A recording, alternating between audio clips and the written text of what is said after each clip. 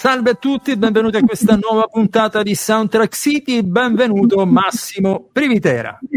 Benvenuto Marco Testoni, nuovo Mag è tutto per voi. Sì, anche oggi siamo di Magazine, abbiamo dunque un film TV e tu invece Massimo cosa? Una serie televisiva di grande appeal. Allora, trattasi di Castel Rotto, un film TV del 2023 che potete trovare su Amazon Prime, musiche di Peppe Leone, regia di Damiano Giacomelli, produzione Italia. Genere crime, drammatico, ma anche con dei lati grotteschi.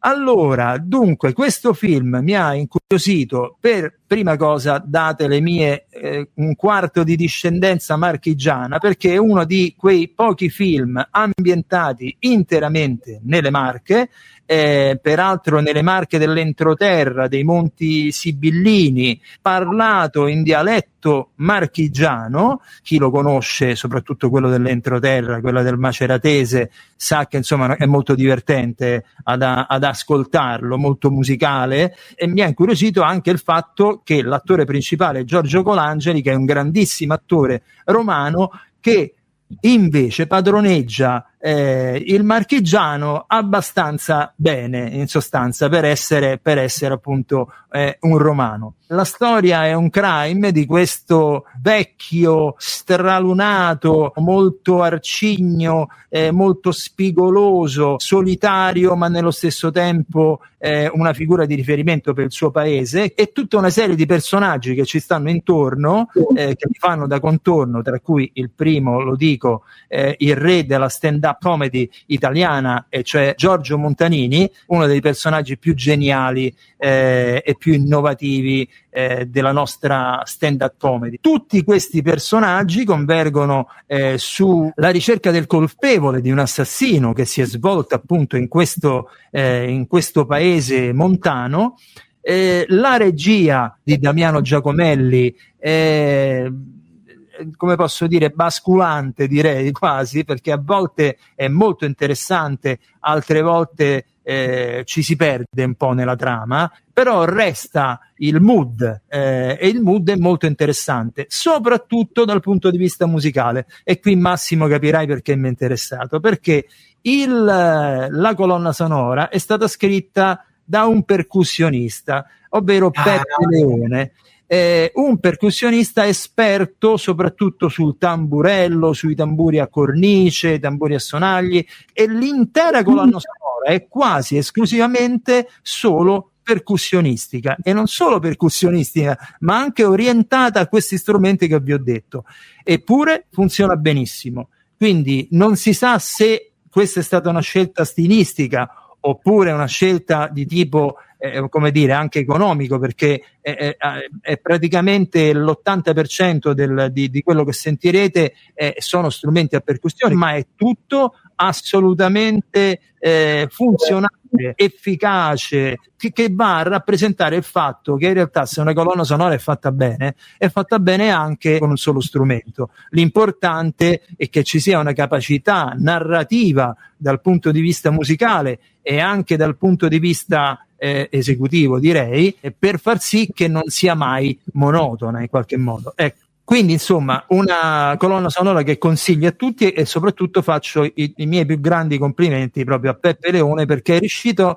a dare proprio con il suo strumento, a dare tutte le nuance musicali che servono appunto per questo genere di film. Quindi Castel Rotto lo trovate su Amazon Prime. E tu Massimo? Parlo di una serie TV di grande successo, giunta alla seconda stagione su Netflix, ideata e diretta per alcuni episodi dal suo creatore, che è Tim Burton. Tim Burton finalmente è tornato ad essere il Tim Burton che amiamo, surreale, grottesco, cinico, cattivo, anche abbastanza in questo caso horror, perché si tratta di Mercoledì, la storia della serie televisiva della famiglia Addams. Allora, prima stagione piacevolissima, mi aveva colpito Jenna Ortega che interpreta Mercoledì, la figlia con diciamo un gusto per l'orrido e per la cattiveria e per il cinismo oltre ogni limite, oltre ogni immaginazione, controllata da un grande gruppo di attori. C'era nella prima stagione c'era Cristina Ricci che faceva Mercoledì Addams nel film della famiglia Addams, quello storico, ma stavolta c'è una new entry, Steve Buscemi, che io veramente adoro. Attore utilizzato molte volte da Quentin Tarantino, in questo caso devo dire che fa il preside di questa scuola, dà un tocco di cattiveria e di grottesco ancora in più. Questa seconda stagione l'ho trovata molto più ficcante, molto più veramente bad, ma con un cinismo sfrenato. Jenna Ortega straordinaria, Catherine Zeta-Jones ha più rilievo che la mamma della famiglia Addams, la mamma di Mercoledì e di Paxley.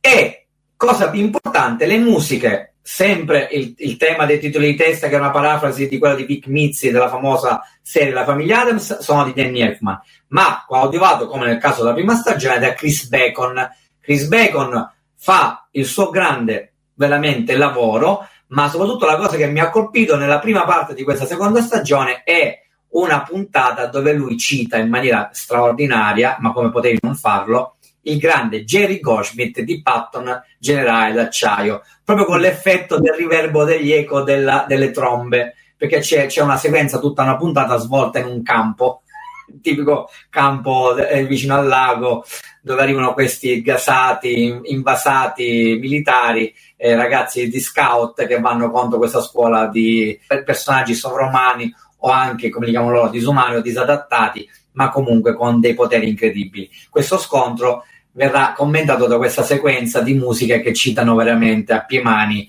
il grande Jerry Goldsmith di Patton, generale d'acciaio. Chris Bacon, un grandissimo lavoro, soprattutto grande uso del violoncello, e devo dire che sia tutto l'impianto musicale che proprio la stagione è da vedere assolutamente su Netflix. E allora dai, andatevi a vedere questi due film diversi, però con questo lato grottesco che li accomuna. Allora, da una parte abbiamo Castel Rotto, che trovate su Amazon Prime, e poi la tua serie? Mercoledì su Netflix, seconda stagione. Buona visione!